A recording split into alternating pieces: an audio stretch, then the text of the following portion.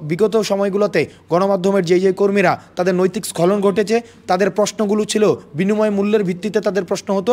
একটি প্রশ্ন করার মধ্য দিয়ে হয়তো পূর্বাচলে একটি প্লট হতো, একটি প্রশ্ন করার মধ্য দিয়ে হয়তো নিউ ইয়র্কে যাওয়ার হয়তো যাত্রার ব্যবস্থা হতো। অর্থাৎ প্রত্যেকটি প্রশ্ন তাদের একটা বিনিময় মূল্য থাকতো এবং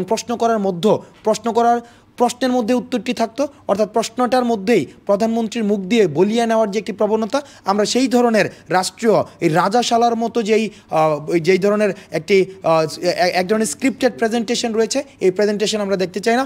বরং সরকারের যারা ক্ষমতায় থাকবে তাদেরকে প্রশ্ন করার এই যে সাহসটি, এই দায়টি গণমাধ্যমকে নিতে হবে এবং গণমাধ্যমে আমি বিশ্বাস করি তাদের পেশাদারিত্বের জায়গা থেকে এই দায়বদ্ধতাটি তারা সবসময় নিয়েছে, বিগত সময়গুলোতে নিয়েছে। আর যারা নেয়নি, আমি বিশ্বাস করব পরবর্তী ভবিষ্যৎ বাংলাদেশ বিনির্মাণে তারা এই দায়টি নিয়ে অতীতের দায় না নেওয়ার দায় মুক্তি পাবে।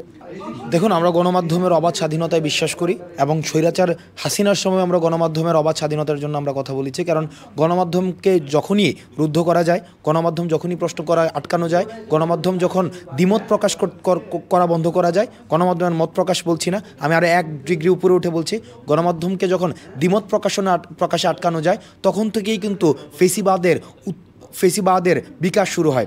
তো সুতরাং আবার যেন নতুন কোনো ফর্মে, নতুন কোনো নামে, নতুনভাবে ফেসিবাদ আবার বিকাশ না হতে পারে, সেজন্য আমরা সব সময় রাষ্ট্রের যে চতুর্থ স্তম্ভটি রয়েছে গণমাধ্যম, এই গণমাধ্যম অবাধ স্বাধীনতার জন্য ছাত্র নাগরিকের এই যে আন্দোলনের ধারাবাহিকতা, সেটি সবসময় অব্যাহত থাকবে।